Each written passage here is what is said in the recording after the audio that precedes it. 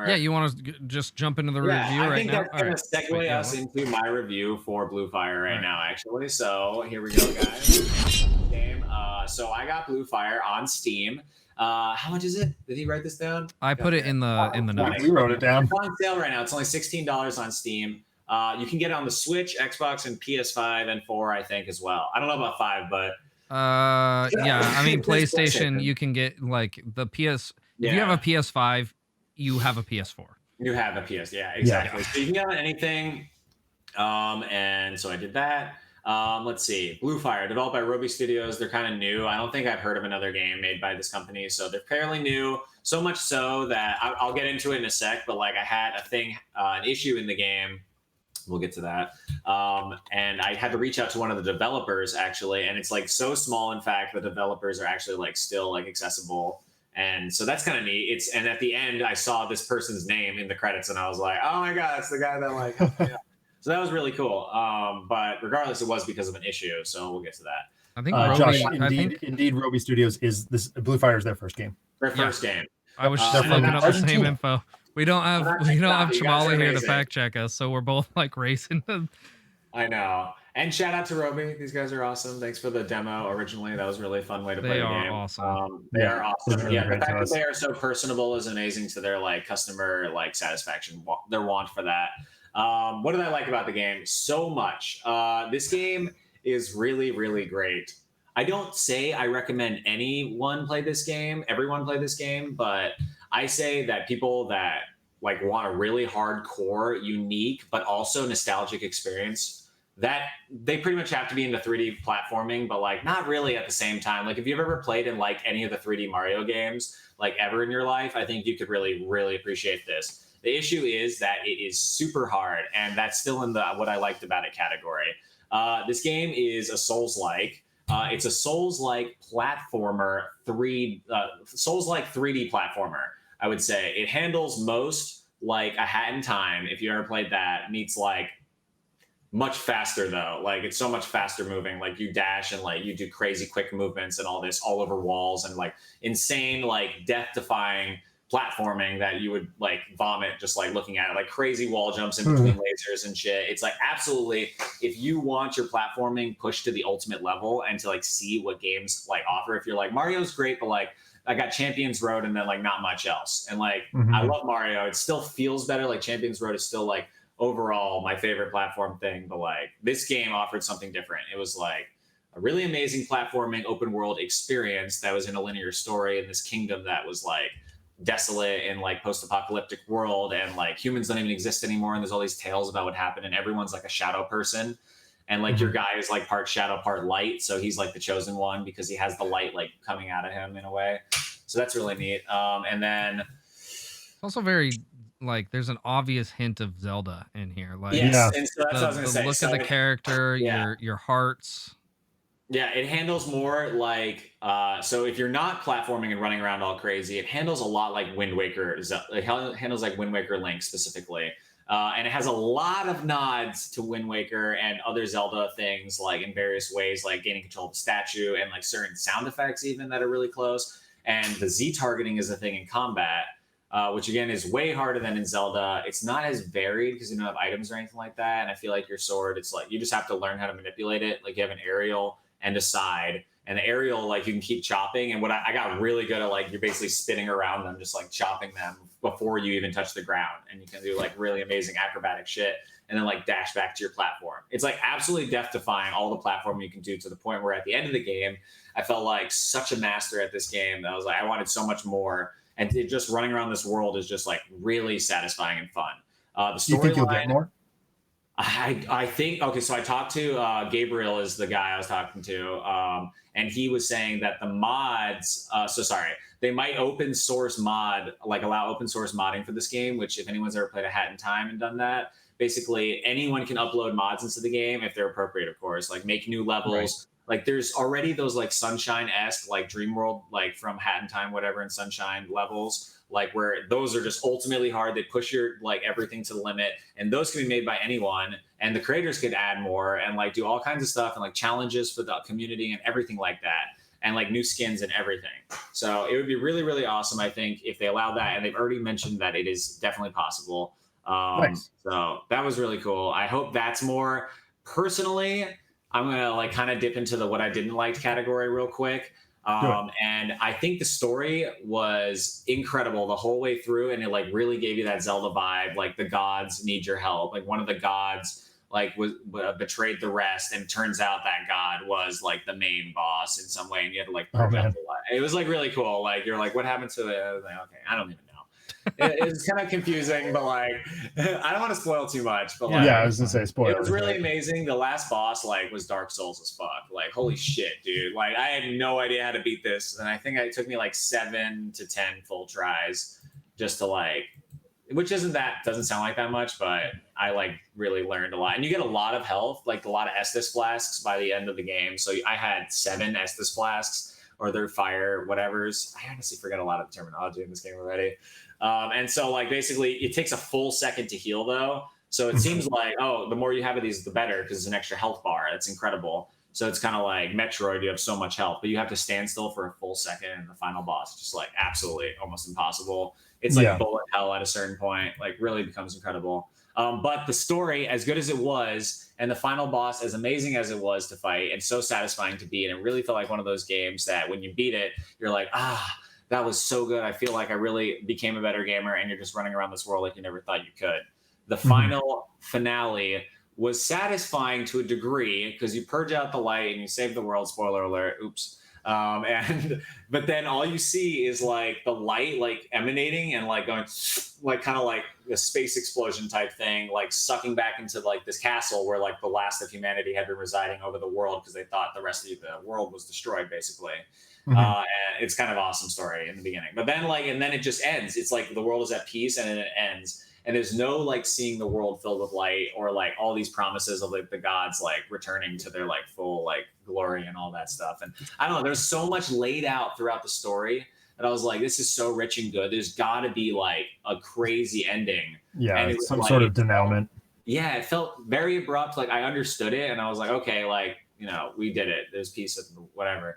But like it felt very abrupt, and I was like, I want to like play in that world too potentially. Like it's a save before the boss type scenario, like a lot of games are. And that kind of, I love what like Paper Mario, Thousand Year Door, like you can keep going, and it's so fucking good. Several games do that, but it's kind of rare, I think nowadays. So that's one of the few things I didn't like about the game. One of the other few things I didn't like about the game was when I first got the game, I know this is not their fault, but like you should really push back a game if it's not ready for launch. This is not a knock at Roby Studios. You guys did an amazing job recovering from this, but there was definitely a lot of patchwork needed in the beginning. I played 3 times through this area to the point where I didn't know where I was anymore because it was so confusing in the sewers. Not the issue though. That was great. But like I was getting lost because my game kept crashing at this certain point every time I reached it. And I was like, okay, let me do it again. And I was like, where the fuck am I? Anyway, so that was unfun. It made me not really want to play. And everyone was like, there's a patch coming. I was like, okay. So it took me 3 crashes before I just stopped playing for like 2 weeks. And I was like, that was really annoying. So then this is why the review was late. And then I picked it back up, maybe even 3 weeks later. Maybe even later than that. Took forever. And then make up your mind, man. When I was playing again, I got to a certain point where it makes you go back to a part that happened in the demo. And so the last part was fixed. I was able to get past it. But then I got to this part that was in the demo and I was like, okay. I played through it and like everything was already beaten. And I was like, okay, that's fine. I guess it saved my data. That makes sense. But then I get to the end and the boss isn't there and the cutscene's not there and the key to the next area isn't there either. And I'm like, this is game breaking, actually. I literally cannot access the next quest. This is very weird. And so that's when I contacted the developer, Gabriel, who was very nice. He's a great guy. And again, not knocking the company. The customer service is incredible here, and they must be aware of this issue and trying to fix it. But like, it does suck that it was a little rushed. But it's like they were able to fix the problem. Basically, there's like a cheat code menu that he was like, if you do this like certain like a debug like, menu kind of thing. Yeah, it was really cool, and like it gave me like the final boss scene. And when I did that, I was able to trigger the like event to get the next key. So that was kind of nice. That was really nice. And then minor like the game has an intense learning curve, I would say. So I'm not saying this is a knock against the game. You really have to want to play it, but like it feels a little unfair at certain times when like the dash can only like you can dash like here, but like you can't dash less than like here. Does that make sense? So like it's really expecting a lot of learning on your part, but some jumps are just like I have to dash, but like it always overshoots in like certain ways, or the way the camera has to be turned because the camera goes right behind him. So if you're trying to do like a crazy wall jump on a moving platform, which literally this is a thing, like you're doing insane acrobatics and like the camera won't work and you try and put it behind you and it ends up putting a wall in front of you or something. And like corner work was a little sloppy on the camera. Like being in a corner with a bad guy, you're just like, I'm like so fucking stuck in the corner, especially when combat is very difficult when you're small. Like you really grow into like a legendary fighter, but like, and that's awesome. But also the game is really short. I actually kind of like that about the game. It's definitely worth the price tag of $20, I would say. It's kind of on the almost, yeah, I'd say it is completely, but it definitely is a little on the shorter side. I almost 100%ed it. I think I got like 90%. So like almost, I think I missed just like one quest or two. And it was pretty short, but really amazing. They packed a lot in there, a lot of extras and side quests and stuff like that, but only for it to be like 13, 14 hours long. So I did feel like I could have had a little more meat, but it was still worth it. Do you think, sorry, I didn't mean to cut you off, but do you think that the length of the game is part of like the speed running design philosophy? I think that also that might be like when I got better at the game, I was also just like running, really churning out the shortcuts and like all that, and it allows you to like warp kind of towards the end. Because like even in their Discord, there's like a speed running channel. Tab, yeah. So like they definitely I think they had intended speedrunners in mind when they designed this game in the first place. I think that makes sense. And if you just played this at a normal pace and like barely made it through each like platforming obstacle, and like even the open world is like really difficult to maneuver, and bad guys are really strong when you first meet them, like 2-hit kills on a lot of them, like or even one for certain ones, like absolutely madness. And you're just like, okay, I'm just dead. Like that's fun. Then you just there's the Souls like stuff. There's a soul, and it leaves all of your money basically, which is like ore. And just like you have to get your soul again before you die again, or else you lose it all. But I actually like that. I really like that. To me, like it's so hard to put my finger on this game, but like it really feels like if you liked Hollow Knight, Wind Waker, Hat in Time, Sunshine, and Dark Souls, like you actually, and if you like any of those, yeah, that's why I'm like really trying to put my finger on it. It like really created a new genre that was really interesting. But like it also, if you're a platforming fan at all, like this is like you're gonna be thirsty for more with this game. Like it's crazy. It's so amazing. Like I couldn't handle a lot of this stuff. And the ones that I could barely get over, like, and trying 100 attempts at certain things, like it was so worth it. Like absolutely some of the most amazing platforming. So that's what I did and didn't like about the game. The gameplay was really, really good and very smooth, except for, again, the shoddy corner work with the camera and some things with the camera. But for the most part, really unique, like amazing, like parkour, wall running style, like platforming with the boost being like really incredible. And you can do lots of cool stuff. Very fun game. I wanted more at the end. I'm not going to lie.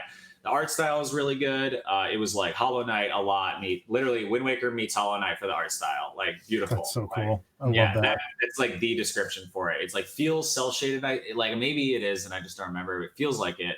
It's like cell shady looking. It's little. It's like I don't know dark. that it's like 100% cell shaded, but yeah, it's kind of got that cartoony vibe.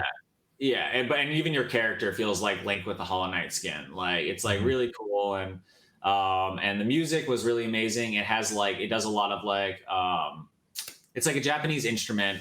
Like it's just like you just like pluck one string at a time. What the fuck is that? Like a koto? Or like maybe like that. It was like shamisen? a lot of like very like old school like Japanese style, like also like dungeon feeling music almost. It's hard to describe. Like every area felt like except like one or two like happy-go-lucky areas, which were actually just like chill, not happy-go-lucky at all, but you felt safe there. And like Just every other more area was, happy-go-lucky like, than the other areas. Yeah. It was like whimsically intense and like with a Japanese like hand plucked string type instrument vibe, and it's like really dope. I thought I was always like singing the music and shit. Like I love like when the songs not get stuck in my head, but like feel like they're long enough that I can kind of tune in when I remember it. Sound design was good. I think that a lot of the bad guys sounded similar at certain times, and that was kind of weird for me. Like it was like a new area got like a different, stronger version of that last bad guy that looks different, but it wasn't Mhm. like genuinely new characters. And they kind of added eventually. It kind of scales, but some of them were like the flying guy that shoots a laser and it explodes at you. It's like that guy. Now it's the ice version of that guy. He freezes you too, but it's like still basically the same. Now it's like the fire version of that guy. And I'm like, okay, like that's fine, but I'd also would have appreciated like genuinely new bad guys all the time, but Yeah. Mhm. it's also cool to see reiterations like that. Yeah, How long and did it I take? think that's hard to do, like, Yeah, maybe for a small indie studio to, like, getting that's all that true. This was an enemy indie game. diversity I don't in their want to shit on first them at game, all. you know? This is like really good work. I don't want to like shit on them at all. This game is amazing and I still am recommending it. 15 hours, 14, 15 hours. I could probably beat it in like 4 hours, I think, if I really wanted to, seeing what I actually needed and remembering where the best swords are. Mhm. Like you literally could just like destroy this game very quickly. Mhm. I'm sure the speedrunning record will be like 1 to 3 hours, I'm gonna say. It's Wow. gonna be Yeah. absolutely devourable. And then was the game difficult? Extraordinarily. It's like the most difficult game I played in some time.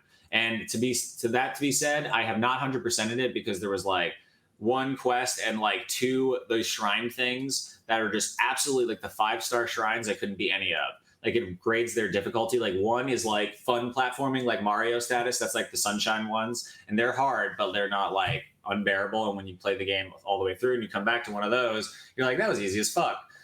Twos are like difficult and but like still like a really like doable way, and you're like, I got this. I died, but like, I got it. I got it. Mhm. Threes are pretty fucking hard. Like it's crazy. Like you take like 50 attempts for a three. Fours, it's like absolutely vomit inducing. Like you can barely like see straight, and like that's like 100 tries. And fives, it's like mind melting how difficult these platforming experiments are. Like it's absolutely frame perfect. Like running on a wall, lasers coming, and as you drop here, you have to go here, boost here to dodge this spike to land on this small platform that crumbles, and then you have to jump around the corner like to a moving platform. It's like absolutely the most vomit-inducing platforming I've ever experienced. But that being said, it's a niche for people that want that, and there is no game that has platforming as hard as this. Like it literally goes, it's metal as fuck. Like if you like platforming at all and like feel like that all the games have not been difficult enough and you just like really want to push your boundaries and see what a creative mind can create, like these guys did it. Like it's Mhm. absolutely the most difficult 3D platformer ever made, and not in a bad way where it's clunky. You learn the controls and eventually it is all doable, but like it kind of expects a lot with you because the controls aren't like, it's not that they're not perfect, it's that they aren't like what you would want necessarily,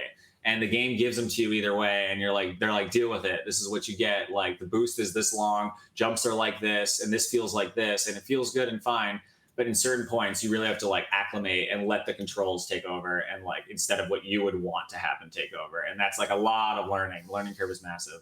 I would absolutely play a sequel and any DLC. Absolutely, I would absolutely support this company in the future, and I think they learned a lot of lessons about the development, and like clearly a drop. Like they could have done like March 1st, I think, and been fine. And I Mhm. would have been a little bit happier about that because of the patches and stuff. But I also understand why they wanted to get the game out just to compete. And yeah, it's amazing. It's on every console. Get it for $20. Overall rating and impression.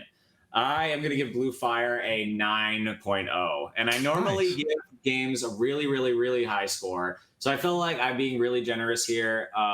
If I'm not holding like the bugs and stuff against them at all, I think I would give it a 9.3. If I like not holding any of that, like the bugs though, it is a real thing. Like it does affect the community, and I feel like some of the bugs were still in the game. Like for example, I went to an area where I realized there was like a fork in the road behind me, and I was like, oh shit! And these like lava platforms come out of the lava and like back down. And when I got past this point, I was like, I got to turn back. I went back, and the lava platform wasn't coming up, and the music stopped. And then I Uh-oh. like just had to parkour my way back, and I got to this area, and the character wasn't inside of the building at all. The NPC didn't spawn. I was like, what? And so I killed myself, and just like you reappear on the edge, like in Zelda. It Mhm. sometimes depending on the floor, like lava hurts you. Like if it's a black hole down there, it doesn't hurt you at all. Like water hurts you a little. But anyway, so that's kind of neat. But and I killed myself, and the music started, and all the platforms started happening again. And it kind of it happened one more time. I didn't go all the way back, but I noticed it. I was like, what the fuck? It happened again. So like it's this weird loop where like certain things shouldn't be happening, and like the game isn't perfectly sewn shut, if that makes sense. Like it's really there. It's like, but it's like 95% there, which is like still like 5% is so noticeable.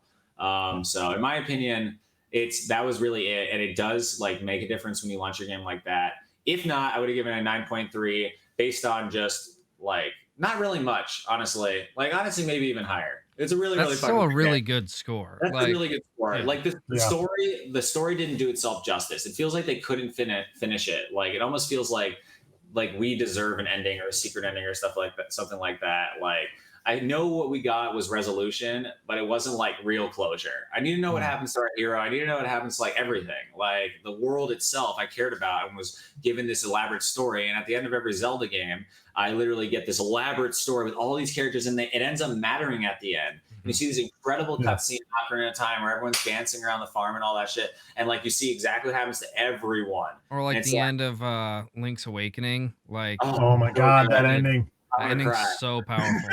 The ending is so powerful. Exactly. And honestly, Link's Awakening is a perfect example. Simple and short. Like the ending is simple and short, but it perfectly exemplifies like your feelings and like shows you exactly what you need to know, like what you need to know and feel. And I think that Link's Awakening is the perfect example that all indie gamers and game creators should look at for like, we want to do an ending, but we don't want to be too elaborate. Like if you're going to put story and lore in your game at all, you need to do it justice. And if the end of the game falls flat, which I'm not saying Blue Fire did, but I'm just saying it didn't deliver enough, in my opinion. And that being said, I got a lot of info about the story and the world, and I didn't get a cherry on top. So it's like, But if you're going to do that, Link's Awakening is a great example. Like it's so short. It like gives you everything you need to know. Like you don't even have to have really talk to any of the characters to get it. Like it's just so good and concise, but there's a lot of Zelda. Yeah. You just know what happened at the end, you know, like you just know. Just that little bit. Like just with that short little cutscene, you see everything vanish. You see, you know, Link on the driftwood, and you see the windfish flying over, and you know exactly what's going on, you know. Isn't it crazy? Yeah. I will say though, that's probably in my top like 2 ending. They're all so good.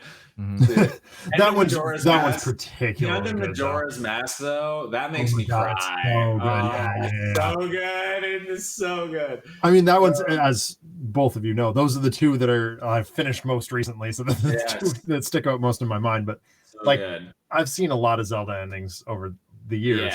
Those 2 are so strong. Those 2 are absolutely dumb. Yeah. Me and Colin beat that co-op this week also. I totally forgot to mention. And literally without the Fierce Deity or collecting like even half the masks. And that ending, every to dude, I want to on the stump with the drawing on it. I just cry. I want to try out Majora's Mask with that 4K oh my god! Oh my god! It's beautiful. How can it be? It's a 3DS 4K, so it's like no.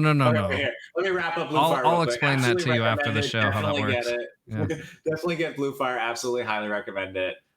Yes, worth a buy if you're a platformer fan or like Dark Souls or any of that shit. Anyway. Awesome. Okay, now on to what we were talking about. All right, let me switch back to our main screen, dude. That was a great review. I think this game, looks pretty rad too. I actually have it on the Switch. I need to play it myself. So here we go. I would have to recommend. I use an Xbox controller.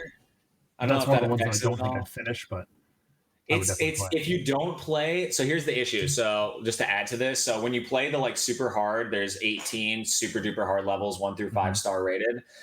You get a heart piece. You don't get heart pieces from bosses or anything like that. So you only get heart pieces if you train yourself, basically, in these, in these crazy puzzle things.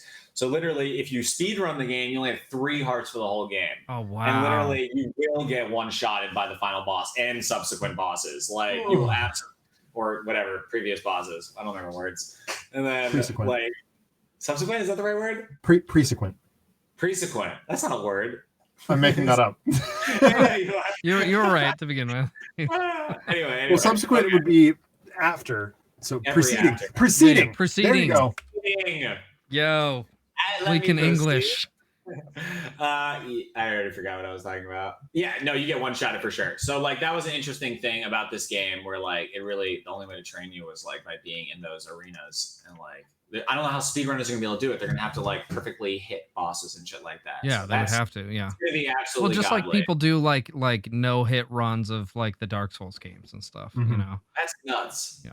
It is. Can you imagine being that good? Can you imagine being that good? Oh, people do it. People do it with Breath of the Wild too. They beat it in like under 20 minutes and like don't get touched by anything. It's freaking bananas. Dude, no hit Cuphead. Let's do it. Yeah.